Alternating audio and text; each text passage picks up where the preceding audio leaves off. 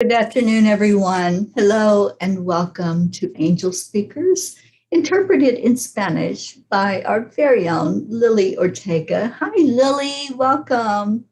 Hello. Welcome, Teri, and welcome, Peggy. Yes, we have a very special guest with us today, Pegi Robinson, and we will be introducing her and you'll be hearing her story. First, we want to play a little song, just some music, so that you can relax and be with us and share this out when you come in. When you come into the audience, just let us know you're here, and that way we can acknowledge you and say hello.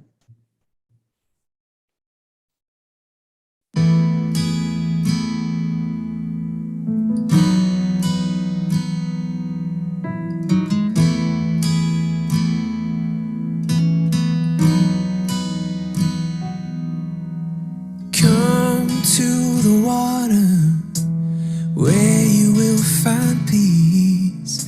Take a step into the river. Get down on your knees. Come to the mountain while taking in the view.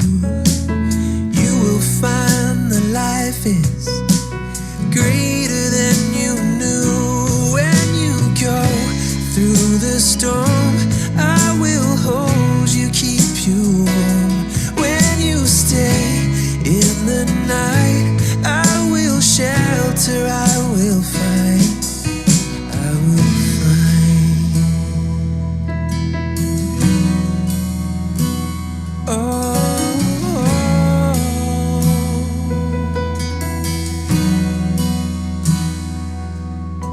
You're broken and you're shattered at the point of no return.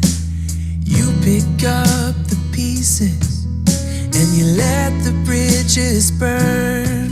So come to the water, you're sailing with the breeze. Take a step into the river where you will find peace. When you go through the storm, I will hold you, keep you warm. When you stay in the night, I will shelter, I will fight.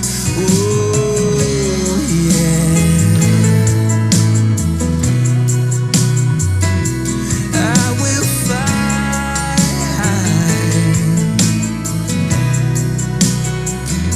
When you go through the storm, I will hold you, keep you warm. When you stay in the night, I will shelter, I will fight, I will fight.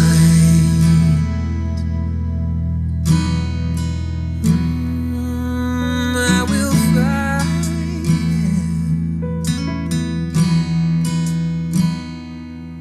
So come to the water where you will find peace. Take a step into the river and get down on your knees.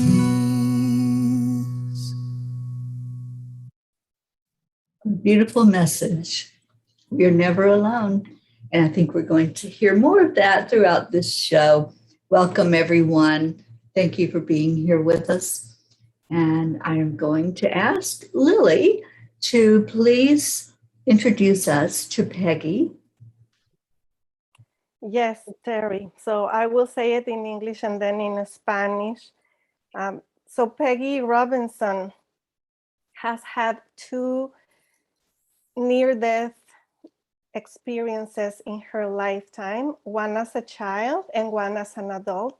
And she's going to be sharing with us how that experience were. I also know that Teri is a mom of a big family. And I would like to learn more about this because I know she has her own kids and she has also foster kids. I'm not sure if she has adopted kids. So that's what I would like to know from Pegi. She also worked in social services as a social worker.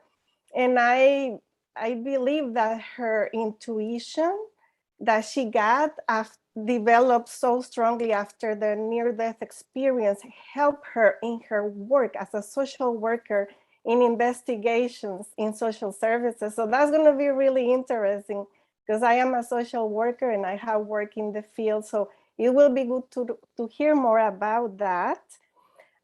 Peggy is also an author, and she has a book published, and it's called The Wheel of the Wildflower. And something else that I would like to say about Teri is that her intuition is so strong that her connection with the spirit and the angels and her celestial team, that she was able to help her mother-in-law in her transition, guiding her to feel loved and supported, and probably sharing with her how beautiful it is to be on the other side. So there are a lot of things to hear from Peggy today. I'm going to say it in Spanish now, and I am really looking forward to hear from Peggy. Pegi Robinson es una persona que tuvo experiencias cerca de la muerte, tuvo dos, una de niña y una de adulto. Y ella nos va a compartir acerca de cómo fueron sus experiencias. También tengo entendido que es una mamá y tiene una familia grande, tiene hijos biológicos y también tuvo hijos en lo que se llama foster care. Y no sé si tenga hijos adoptados, entonces eso lo sabremos también. Ella también trabajó en servicio social como trabajadora social y su intuición tan fuerte le ayudó en las investigaciones como trabajadora social. Entonces le ayudó mucho en su campo de trabajo social. También quiero compartirles que ella es autora de un libro que se llama The Wheel of a Wildflower, and hopefully she can translate the book into Spanish so we can have an audience who will be interested in reading her book, The Wheel of a Wildflower. Así se llama el nombre del libro, la voluntad de una flor salvaje. Y también ella ha ayudado a su mamá, a su suegra. Le ayudó cuando hizo su transición, cuando falleció. Ella estuvo ahí de la mano con su suegra para ayudarla a ver que en el otro lado es algo hermoso esa transición. Entonces estuvo ahí para apoyarla en su transición hacia el otro mundo. Así es de que bienvenida Peggy, welcome Peggy, and we would like to hear from your stories, anything that you feel called to share with us today. Gracias. Oh, thank you. The song you played made me think so much about my drowning, about water, and yeah. So I think I'll start there. I was just a typical 5-year-old playing with my Barbies, sitting on my floor in my bedroom, and my mom come in and said, "It's hot outside. Let's go swimming." And she said, for me and my brother John, who's a couple years older than me, says, "You go on down, and me and your sister Teri says we'll be down a little bit." This was not normal. We went down to the pond right below our house as a family, 5 kids, mom and dad. So for her to say, "You and your brother go ahead," I'm like, what? Wow, cool, right? So me and my brother got in our swimsuits, run down the hill, and my siblings weren't the type to watch out for baby sister. That was just not our experience. My oldest sister was mentally disabled, so at a young age, I was more like her caretaker than, the other way around. And I had 2 older brothers and I had 2 older sisters, but just one of each was home that day. And so I was the tag along, just forget she exists. And so he ran down to the pond and he got the furthest end of the pond and started doing his laps, up and back. He's not worried about me. And so I'm watching for my mom and sister to come. They haven't come yet. And so I feeling around with my feet for drop-offs, because that's what we always did when I was with my parents. I had to be very careful. They'd say, be careful, you know, you get a drop off, you'll be over your head. And I thought, nobody's here. I better be very, very careful. And so I was being careful. But then I saw a board floating. And us kids were so poor that we would hang out at the dump and bring home garbage and think it was toys. And mom said, get that stuff out of here. So I see a board. I see a brand new raft. And so I get my belly on this board thinking, wow, I got this new toy. I got this raft. And what am I going to do? I'm going to do what my older brother's doing. He's going from the edge of the pond to the center and back. So I'm here at the middle edge of the pond, and I'm going to go out to the center and back like he is. That's what I thought. I got out to the very center of this pond, and I yelled at my brother, hey, look at me. You know, I'm big like he is. He comes swimming out real fast. And just the moment before he got to me, I thought, oh no, he always takes my toys. And that's what he did. He took my board and took off doing laps. I can't swim. I can't float. I can't tread water. And I realized then what a bad mistake I made. And my mom's sister, no sight of them coming. And I'm down. And I'm struggling to get my head back up, and my eyes is like right at the water, and I'm trying, and it wasn't long at all, I'm under. And the water is so muddy, and I'm thrashing around that I lose direction of what's up and down middle. And I stop, and I'm thinking, I think I'm trying to get back up. What if I'm digging down? And I just like stopped, and I'm like in this terror, and I'm choking, and I'm screaming underwater, and it does no good. And I think of my mom and my sister, because they're always, you know, I looked at as my protectors. And I think of them, and then suddenly I am at the ceiling of the kitchen watching them get stuff ready to bring down to the pond. And I don't hear anything earthly. I just feel their emotions. And they're just so calm, concentrating, getting things down. And then I'm back in that water. So I think I must have kind of slipped out of my consciousness and back before I actually went. And then I'm back in that water, and it hurts so bad in my throat. I feel like it's going to burst. And then it's like when you wake up from a nap, like you've been asleep for a long time, and you wake up in that relaxed feeling. And that's the next thing, that's how I remember. I was just like, oh, and my first thought was, my parents lied to me. There's no such thing as drowning. I didn't drown. Why did they lie to us? I can't wait to tell my older siblings, hey, that's a lie. I don't know why they lied, but they did, because there's no drowning, because I'm fine now. And the water is no longer this muddy brown. It's like there's this light in it. It's like this bright, transparent green. And I'm kind of had drifted down. And before that would have terrified me, but now I'm okay with it. And fish are bumping into me. I can see their eyes and their fins and their tails. And then I think I'm still alive. I'm not getting it that I'm dead. I'm just thinking we don't drown, and this is cool. And then this memory, like somebody just turned on a television and I'm watching it. It's a memory of me in the past, but it's so clear. And I'm watching me as a child look in this fish tank at the house. And I'm thinking, you know, mom put this treasure chest in this fish bowl. How come the fish aren't afraid of it? And it come to me, the fish know what's dead and alive. You know, they knew, and that's why they're bumping into me, and they're afraid of me because I'm dead. That's how I come to realize I was dead. It was like this little scenario opened up and showed me.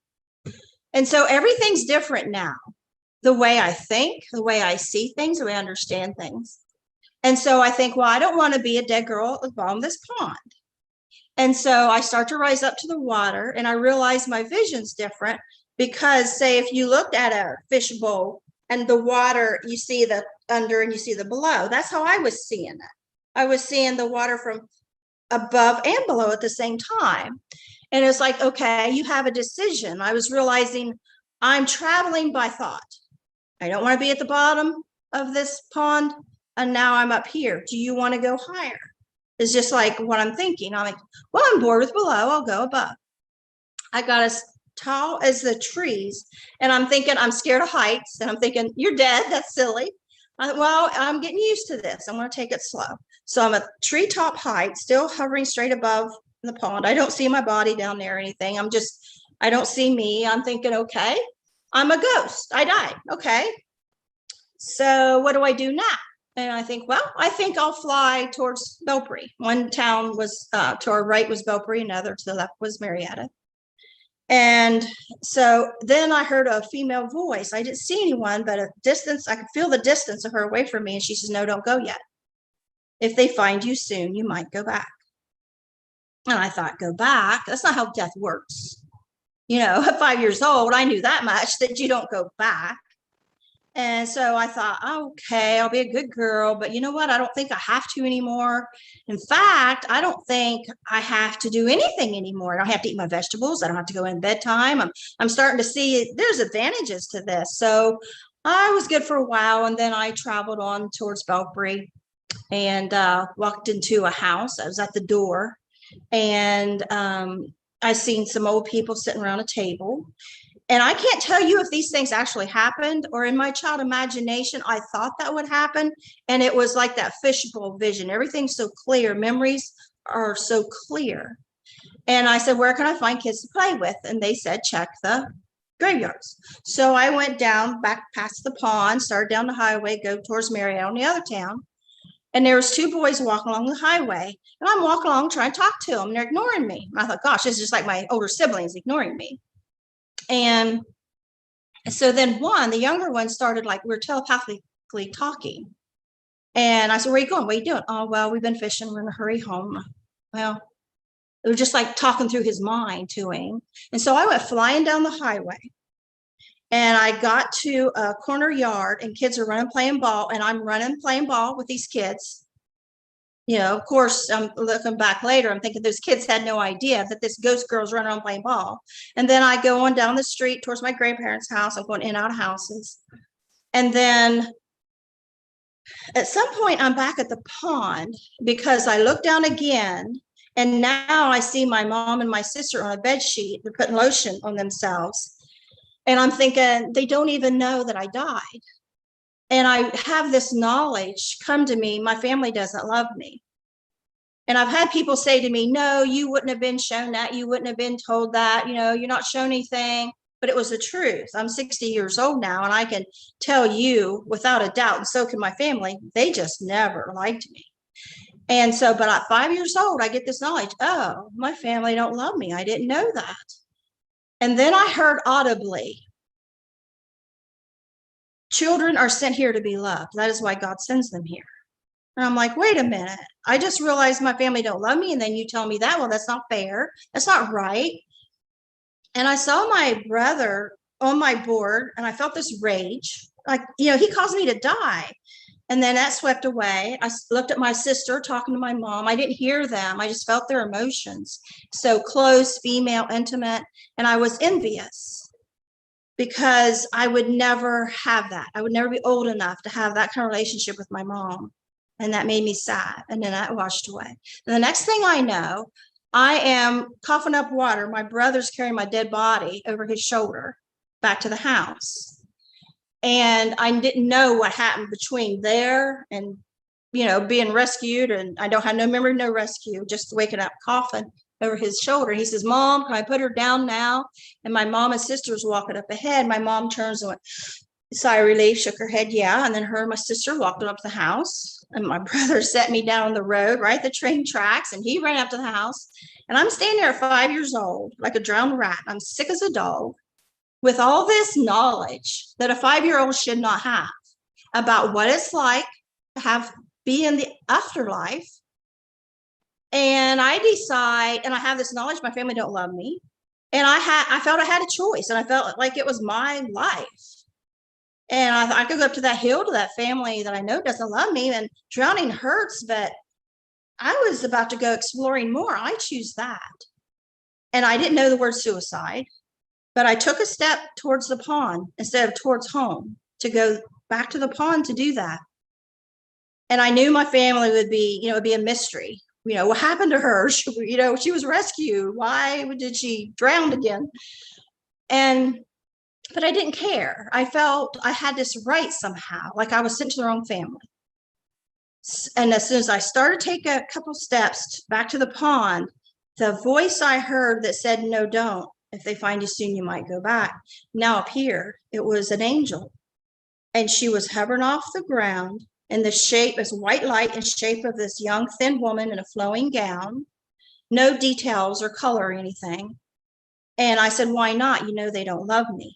And she says, well, you'll have a lot of love someday when you have your own family. So I went on back to the house, and I was a very different kid for a while, these strange spiritual experiences and things. But I just eventually pushed it all away. And then when I was 25, I had 2 little boys at home, biological, and then a third little boy that was my oldest sister that was mentally disabled, her biological child we had adopted, or in process of adopting. So I had 3 little boys at home, and I was pregnant for twins. And when I was 20, my first husband, Jeff, he had made me get my tubes tied. He didn't want any more kids. And my doctor said, since you had a cesarean, you know, it's really dangerous to have any more after 2. And so I caved, and I always wanted like 10 kids. And so I was so depressed the whole time I was pregnant. But so then I found out when I was about 24 that I could have that reversed, and I got the surgery. And 1 month after the surgery, because I thought about it for months, and I begged my husband for months before I actually got the surgery. And 1 month after the surgery, I got a phone call. You're pregnant, and you're pregnant for twins. And it's the only time in my life I can tell you that I went outside and fell to my knees sobbing in joy. And a sister-in-law saw me. She come run up. She happens to be a twin, and she's hugging me. And I was so happy about this pregnancy. But it was 2 months. I was starting to show. And I started having pain. And I called my doctor, and I said, because he said every woman has 5% chance to a pregnancy, but when you have the surgery, it gives you another 5%. So, you know, there's a chance there. And so when I started having that pain, I knew that it was tubal. And he says, no, it's not, Peggy. I did ultrasound. Both babies are in the uterus. By the end of the week, I couldn't walk. It hurt so bad. I couldn't get off the couch, and then I couldn't get out of bed. And then I started bleeding. So I had my husband take my boys down to his parents and drive me to the hospital, which is an hour away from our home. And the pain was so bad. And just before we got to the hospital, the pain faded in such a strange way that I know it sounds strange, but I knew wherever that pain is going, that's where I'm going. Like I was following it. I knew I was dying, and I didn't want to tell my husband. And I prayed, God, just let me get to the hospital. I don't want to die right here in the car and cause him to be all upset and, you know, alone on the highway with his dead wife here. Just let me just get to the hospital. So I got to the hospital. I went straight to the nurse at the desk, and I said, I think it's a tubal pregnancy, and I don't know if I'm going to vomit or pass out. And so they had him stay and sign the papers, and they put me in a wheelchair, and they put a blue bowl in my lap in case I got sick. And they just started to push me. Oh, I'm going to throw up. So my hands are on the armrest of the wheelchair. And I want to get that blue bowl in my lap because I'm going to be sick. I couldn't move a finger. I had lost control, telling my body what to do. I thought, what's going on? And next thing I know, my head falls to my chest. I thought, oh my gosh, I'm passing out. I'm passing out right now. And I have irritable bowel. And so I'm very familiar with passing out. You just wake up later. There's no dreams. There's nothing. And so I thought, oh, I'm passing out. And my head dropped to my chest. Suddenly, I am shot like a rocket straight up through space. And there's this loud wind speed. And I'm like in this tunnel or tube or something, and it's dim. And I know I'm dead. And it's taken me so far away so fast. I'm like thinking, can I run away? I got to get back to my kids. And I'm like, I'm so far out in space that I'll never get back. I made a mistake of having that surgery because I'm now taken from my sons. And all of a sudden, this loud, bumpy ride speed stops. And I look down, there's no me. But I feel just like me. I feel like I have limbs and eyes and everything. And I'm in a complete bright white light, and it's perfectly still and quiet. And I'm thinking, okay, this must be heaven, but why am I alone? Am I going to be alone for eternity? Did I do something wrong I'm not aware of? Like, where is everybody? And then I look over to my right and I see an outline of a person. And so it feels like I'm squinting my eyes. And it's like, who is there? And then I see like a panel of people, but it's just outline, like a coloring page, but see, it didn't even have details, just a white page and a very faint, dark outline. I'm like, who is that? And then I noticed one of the outlines sits up front and center. I thought, that has to be God. I have a complaint department because I don't want to be here. I got kids to raise and I am like rude and disrespectful. I'm not, and this, I never heard of NDE or anything like that. This is 1986. And I'm like, I won't go. I got kids to raise. And my childhood, I was abused and neglected severely. Part one of my book is about the abuse and neglect. And University in Kentucky social work is using my book now to teach their social work students who's interested in going child welfare. And he said it's the worst emotional maltreatment he's ever heard of or read about. And so I have this humongous fear. It's like leaving my sons on earth. It's like leaving them for the wolves. And I know how important a mother's love is because I never had it. And I love my children so much. I was a very protective mother. I hardly let anybody babysit my kids. And all those mother instincts was saying, I have to raise my children. And then this scenario opened up. And I look back later and like, well, that's what happened with the little fishbowl scenario. A scenario opens up, this like little movie screen. And I see this boy that I don't know. And he's with his parents. They're checking out of a store. And he's thrown this huge spoiled fit. There's something he wants and he wants it right now. And the parents were calmly, no, you can't have that. And they weren't affected by his tantrum. And I realized that was God's way of letting me know, this is how you're acting. And this is something a young mother would understand. Like, oh, wow, that is pretty bad. You know, I'm acting like a spoiled child, demanding what I want. And I'm the only NDEer that I know of, now that I've heard these stories and things, that everybody else wants to come back. I mean, everybody else wants to stay. I'm the only one that wanted to come back and demanded to come back.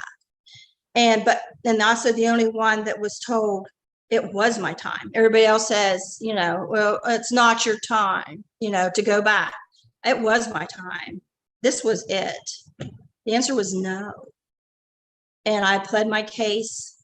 And then I seen a vision in the future of my little boys in the not too distant future because they're the same age. And my middle son, which is my youngest biological, Jeremy's very sensitive. And he was telling his oldest brother, Matthew, he says, I don't care that you say mom has died. I want her back and I want her back right now. And I felt his pain because Jesus had took me into the future to see this. And I retracted and I felt his pain. And now I'm sobbing. I'm in a physical body instead of that invisible me. I'm in this physical body because I see my hands in front of my face as I'm sobbing. And I see that Jesus is sitting beside God now. And, you know, the Bible says that he sits on the right, what would have been his left, because it's on my right. And I just see like his sandals in the bottom of his white gown. And that's all I see. And so, you know, some people say that, well, he had this hair and had this, that. The only thing I saw other than that and this white light and then other than the scenarios in my physical self was as we started to go into the future to see if my boys would be okay. I saw me, a physical me, and Jesus physical from behind. And he had the brown shoulder hair. And we dipped down over top our trailer. And that's when I see my boys upset. So now that I'm back, I take responsibility. I have this knowing. It's not God's fault that I died. It's mine. I'm the one that got my tubes tied. I'm the one that got them reversed. It's my fault my twins died. It's my fault my sons are going to be motherless. And I accept it. And okay, I'll stay. It's my fault. I accept it. And then I thought, well, you know, when my boys are old men, they die, I'll see them again. And then I thought, I got that mother's worry again. What if they're so crushed by me dying at such a young age for them that they hate God?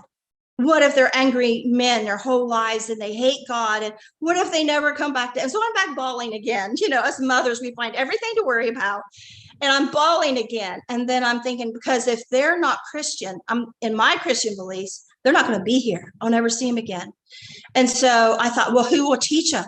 And so I look up at Jesus and I see my hands in front of my face and I say, who else will teach them about you? And then I'm back in that wheelchair. And I'm thinking, what was that? I was just in heaven accepting it. Now I'm back. And I also thought, I don't feel sick or pain or anything now. How am I going to get my doctor to realize I'm about dead here because I just died? My doctor come in, he examined me. He says, Peggy, why do you say it's tubal? I told you it's not. You're fine. I said, I'm not going home. Something's wrong. And he just looked at me and he looked at my husband like, what's wrong with her? And he's like, I don't know. He said, well, if it make you feel better, you can spend the night. Since you live an hour away, he says, nothing's wrong. I died all through the night in my hospital room. I didn't have any more near-death experiences, but I'd sit up, get a pain in my hip. I'd feel sick. I'd wake up and I had vomit everywhere. I was passing out. And each time I think, God, I know you can't do this. Keep doing this. You know, I'm telling God what he can't do. You know, I realize now you can't keep doing this. You can't keep bringing me back. And so I prayed, just keep me alive till morning. Maybe my doctor will do an ultrasound and find out what's going on. And that's exactly what happened. He come in the next morning, had ordered ultrasound, and the technician's eyes got so big, she jumped up.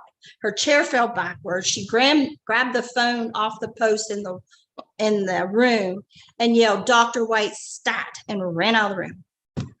And he come in, he looked at my ultrasound, over my belly. He says, Peggy, it's the worst thing imaginable. He says, you have internal bleeding filling your entire abdominal cavity clear up to your chest. We got to get you into surgery right now. And they said it was the biggest tubal pregnancy the hospital ever saw. He says, you'll probably have, after the surgery, he said, you'll probably have doctors poking their head in to take a look at you. He says, you're the talk of the hospital.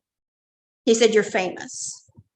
I thought, I don't want to be famous for losing my children, you know, and I had so much depression. Well, after that, a month later, I was pregnant again. And I was holding all this sorrow and grief that I had just died about what happened. I couldn't tell anybody. And I started having these psychic experiences. We were at I was 2 months pregnant again. And I heard a child crying. And there's a great big family reunion. My husband's big Catholic family, the 12 kids, plus all the other side of the family. I kept going up the line as everybody's in line to eat. I said, do you hear a child crying? Nope. I hear a child crying. I went out in a field and stood alone. And I know it's out here. I just felt led. And I saw a tall batch of grass. I walked over thinking, why am I walking over here? Can be nothing here, but something's telling me you go over there. And here's a little toddler face down, drowning in this little ditch. And I reached up back of his shirt and picked him up. And he looked at me like he'd seen a ghost. He has water flooding down his face. And he ran to his parents. And I see him at the pavilion. And he's talking real excited. And they're looking like, what? Like they don't see me. And I'm thinking, I'm standing right here. And when I picked him up, I felt I miscarried, and I did. And I thought, how did I hear that child? Nobody else did, you know, didn't think much of it. But not long after that, my husband and 3 boys were going down the road in a car. And out of nowhere, just like that, I said, pull over. I got to go in that house right there. I didn't know who lived there. And he's like, what? I said, just pull over. Hurry right now. And I started getting out of the car and I'm thinking, what's wrong with you? This never happened before or since. But I had to go knock on that door. And I think, okay, you're crazy, but just go knock on the door and then just say, I'm sorry, I thought it was somebody else, but you've got to knock on that door.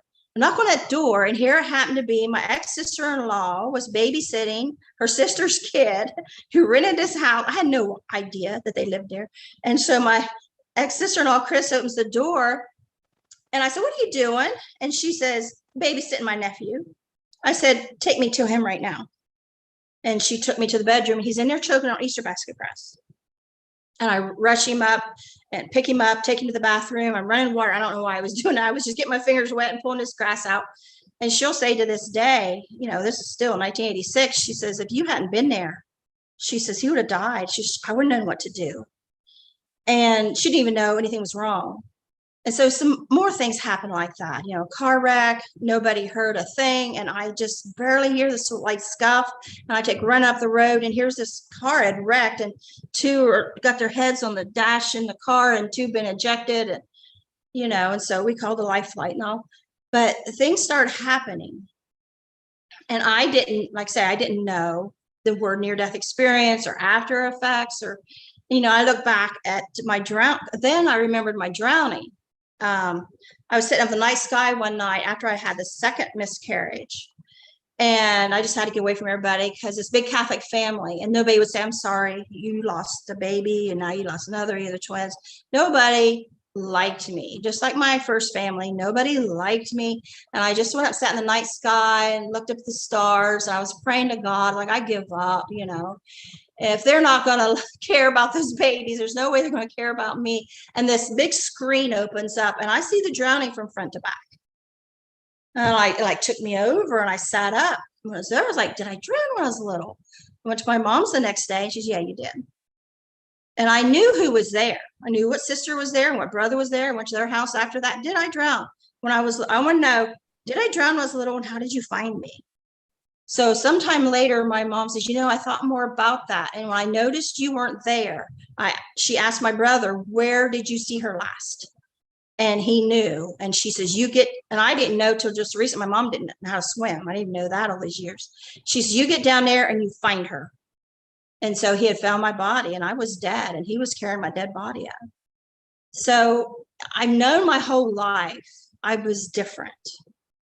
And when your family don't like you and your husband's family don't like you, you just take it all in as it's your fault. There's something wrong with you and you just repress. And so when I started learning about near-death experiences and the after effects, it wasn't overnight. You know, it took a while. It took a long while. But now I'm 60 years old now. I'm a great grandmother. And that's what I do with my time. I study near-death experiences. You know, anybody wants to tell their NDE, I bring them on NDE TV and publish it. And, you know, talks like this. I was on Artist First the other day for the third time, and they're asking me all these questions about near-death experience. I didn't realize I knew that much until somebody starts asking me questions. Like, I guess I do study more than I realize. So that's about it. So, Peggy, I'm gonna briefly translate what you have said, and then, I'm sorry, you have to translate all that. Yes, no, but So you know, sorry. I will bring the highlights. Okay. But something that I find interesting in your experience, unlike other NDE experiences that I have heard about, is that yes, like when people who have transitioned, they don't want to come back. They are such in a blissful space, so loved. I love that I heard that you ever felt it here in our 3D experiences. And then so your experience is different because you actually wanted to come back because you had big reasons to come back, starting with your kids. So that's something that seems very unique to your story, because you actually asked, it was your time to be there, but you decided to come back because of your kids and for many other reasons. Of course, also because you need to spread all these, you need to let people know about this. You have like a big task to do in our planet, basically. So let me just say it in Spanish, and then I'm gonna ask Teri to share whatever she wants to share or ask questions. Lo voy a decir en español, brevemente lo que comentó Peggy, que tuvo dos experiencias, una de niña y una de adulto. La experiencia de niña, de cuando ella murió, tuvo su experiencia cercana a la muerte, es que estaban en un lago, en una reunión familiar, y su mamá le dijo a ella y a su hermano que se fueran al lago y que se fueran solos, y ella se le hizo como raro, ay, ahora nosotros podemos ir, qué bien. Y bueno, su hermano, cuando ella estaba en una tabla, le quitó la tabla y entonces ella, Peggy, se hundió. Y ella dice que vivió esta experiencia de irse, de morirse, que ella empezó a ver como una observadora lo que estaba pasando en su vida, lo que su mamá y su hermana estaban ahí. Empezó a ver escenas como si ella fuera una observadora y no fuera ella en su cuerpo. Entonces, esta es una experiencia que ella vivió de chica y ella dice que vio ángeles. Y la siguiente experiencia fue cuando ella tenía 25 años, tenía 2 hijos biológicos y un hijo adoptado y estaba embarazada de gemelos, pero ella había tenido una cirugía para no tener más hijos, donde le ataron los tubos y bueno, luego le hicieron una cirugía para que pudiera embarazarse. Y entonces ella se embarazó y tuvo lo que le llaman tubal pregnancy. Y fue cuando ella tuvo otra experiencia cercana a la muerte, donde ella se fue se fue al reino celestial, y dice que había un panel de seres de luz y que ella pudo distinguir a Jesús, y que ella supo que ya no estaba en su cuerpo, y le pidió a Jesús que la regresara a su cuerpo, que porque ella tenía hijos que quería ver crecer y que ella vio que sus hijos en el futuro iban a sufrir sin ella. Entonces ella sabía que ese era su tiempo de irse, pero le pidió a Jesús que por favor la regresara a su cuerpo, para que ella también pueda enseñar las enseñanzas de Jesús cuando regrese, igualmente para que sea ella un testimonio de vida de Jesús, ¿no? Y entonces ella regresó a su cuerpo y bueno, estas 2 experiencias la han hecho que ella se conecte mucho con espíritu, y nos dice que ella ha tenido muchas experiencias psíquicas donde ella intuye cosas, donde ella percibe cosas o escucha cosas, y ha podido salvar la vida de diferentes personas porque ella recibe este llamado de que algo está pasando, va al lugar y resulta que esta persona sí está en peligro y ella ha logrado salvar la vida de esas personas. All right. So, Teri, I said, is there anything that you would like to share or ask with all what you have heard? Oh, Lily, thank you for translating that. And Peggy, thank you for being with us today. When Lily told me she had someone on that was going to be sharing about NDEs, I was very interested. And wow, there are so many similarities that I can resonate with your story. And I'm so excited to follow up and talk with you more about the experiences and share. And thank you for bringing your story to us. It's so amazing, so very amazing how we go through things and then we can share with others and be an inspiration of hope, that even though, it may not look like an ideal circumstance that we're in life, it always can be turned around to, okay, this is what it happened for. These are the experiences that brought us to witness and testify about the power of spirit and the power of when we open up and we acknowledge that there is a God, there are angels, there are our heavenly helpers, that we can do that. We can share with others that story in a way that we're not being a victim, we're being a victor, and that we had something so special that happened, and we want to let others know that it happened for this purpose, so that we can be that inspiration and help others. And I love that you said you didn't want to come back, and or that you wanted to come back to be with your kids. And when I had my last NDE, I was given the choice, do you want to go or do you want to stay? And it would have been so easy to go. I mean, right, you saw what it was like. It was just peaceful. There were no restrictions. There was nothing to really challenge you to, to struggle. And when I was making that decision, would I go or would I stay? I realized I had so much more work to do. And my decision was to be rescued, to be helped up off the ground where I was lying, and to finish up what I had come here to do. But I fully believe that we all have that choice. If it's not our time, then it's not our time to be gone. And we have a say-so in that. So I'm so glad that I'm talking to someone else that understands that, because for years I didn't even understand it. I'm like, how is it that I went from totally bleeding out to being up off the ground in a matter of minutes? And just as soon as I made that decision to stay and to complete what I was here to complete. I can't wait to read your book. I can't wait to talk with you more about your experiences. And thank you for providing such a service for other people to share their experiences, because sometimes we don't even know how to express that to others and to let others see that, this is not just a one-time thing. It doesn't just happen to one person. That's it. It's very widespread with the NDEs. I have talked to many.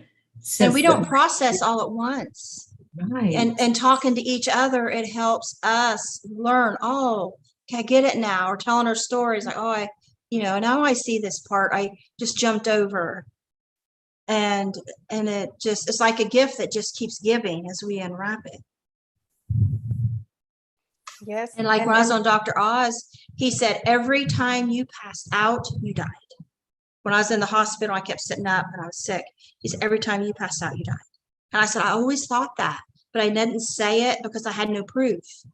I said, God, I know you can't keep bringing me back. Just keep me here till morning. They can do a test. I had a chance, And also too, I knew if I died, I didn't want to do it at home in my son's mind.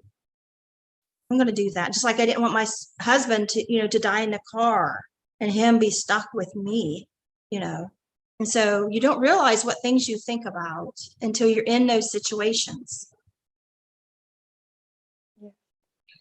Yes, Peggy. And I know you have a Facebook. I put it in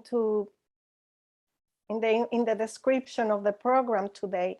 I put your Facebook page, Pegi Robinson, and I also added the NDETV page that you have, because I understand you have a YouTube channel and Facebook page where you like to share NDE experiences and stories from other people. So you want, because you know that it's difficult for many people to share their stories because they are afraid of what others are going to say about them and their story.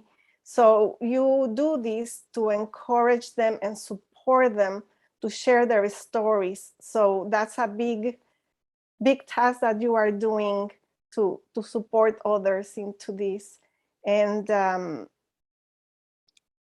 yeah, so is there anything else that you are doing to, oh yes, something that I wanted to mention that Teri and I talked to you before we went live, something important that I heard you doing is when you helped your mother-in-law in the transition.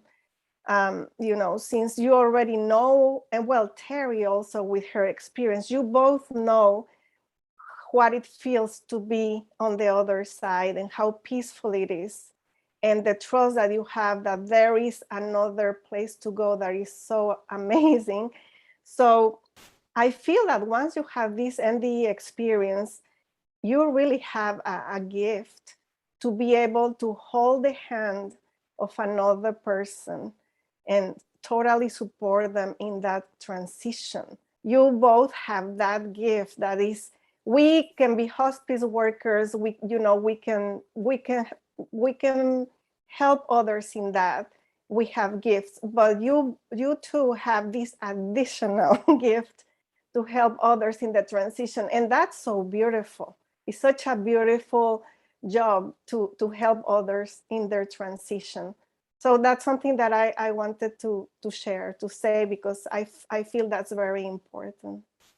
My mother-in-law was a skeptic. She read my book, she heard my stories, but the last year of her life, she was starting to see that it was true. Little things happened here and there.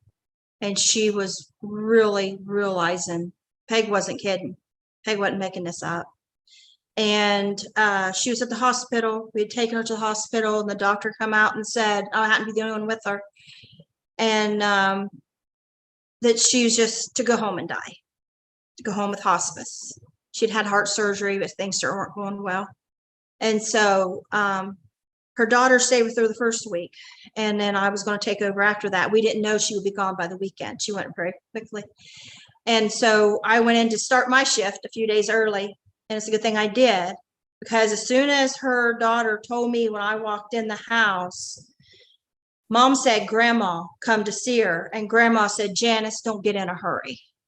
And Janice used to be my mother-in-law. She used to be a nurse. And so when the doctor gave her doctor's orders to go home and die, she took that literally. She was going to do what the doctor said. And she was getting in a hurry. And so I said, you know, Janice, I knew that meant we didn't have much time. Her mother visited her. I said, your mom visited you? She said, yeah. She says, she told me not get in a hurry. I said, we've always talked about me writing a little book about your memoir. I said, so let's do it right now. So I sat down with a notebook and a pen. I sat by her bedside. And what is your earliest memory? I just did it like I did my memoir, only short version. What's your earliest memory?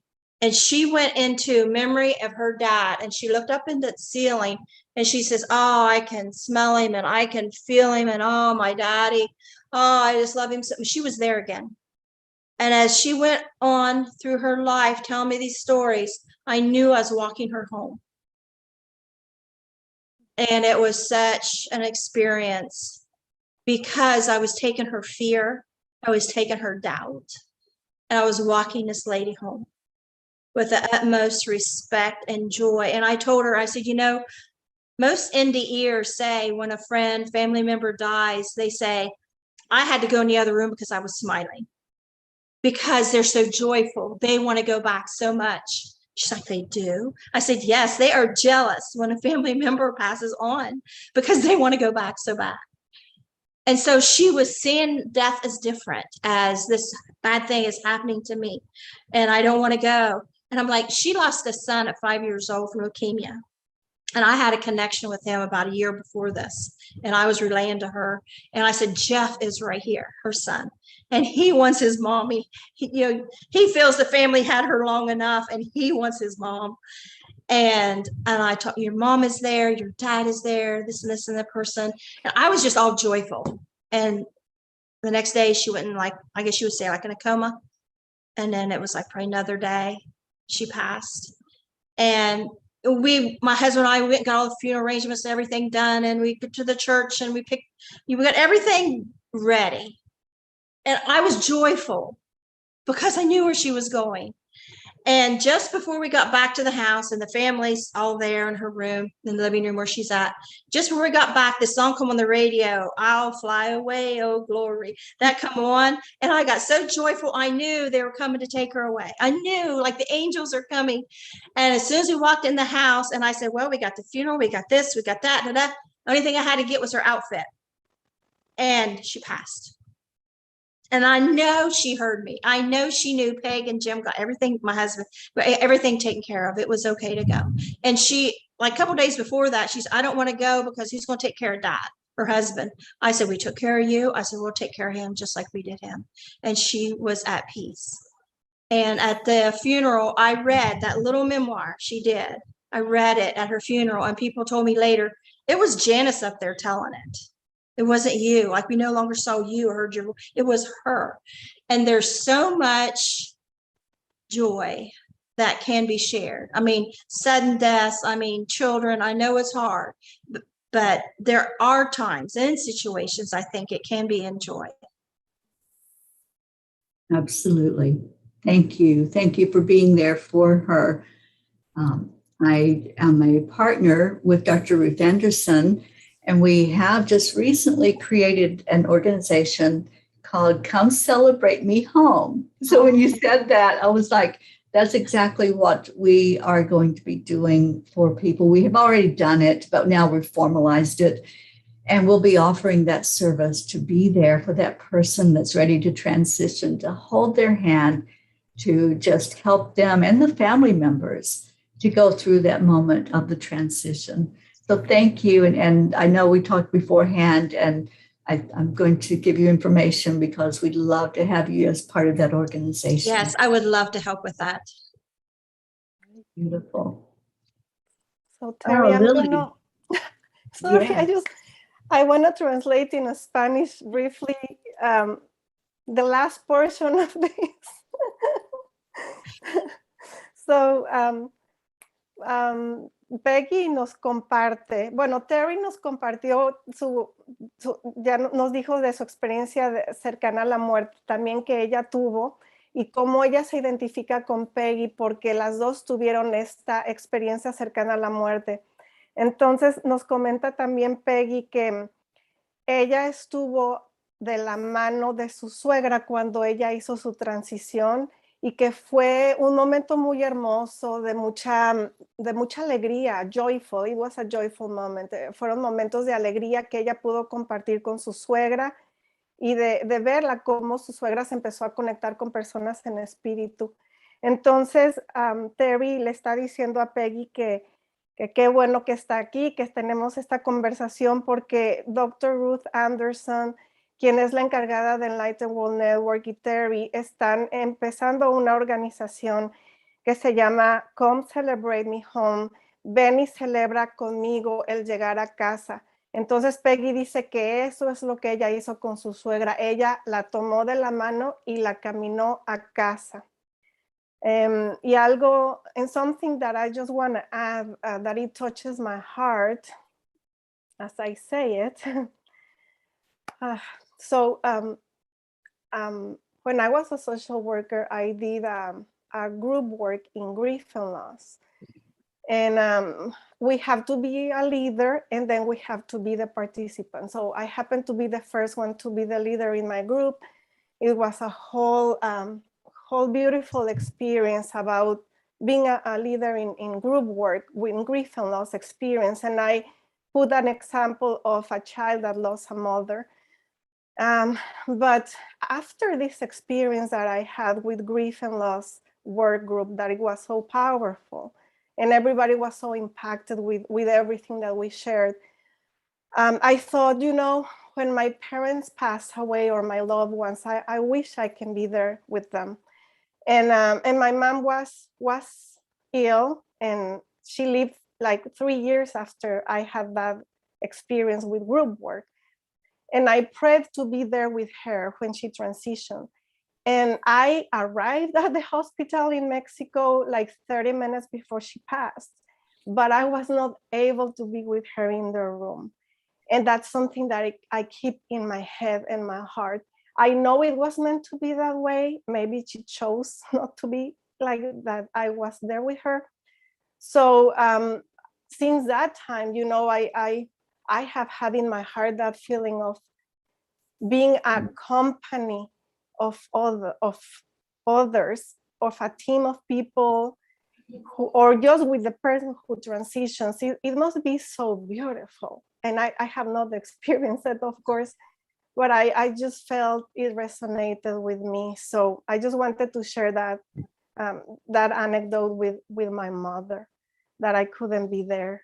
So, but you had a lifetime of love with your mom. That's special. Yeah. Yes, but I was there as soon as she passed. I was able to be there 3 minutes later. She was not breathing anymore, but I held her hand. I'm sure she was still in the room. Yeah, and I was able to just do my.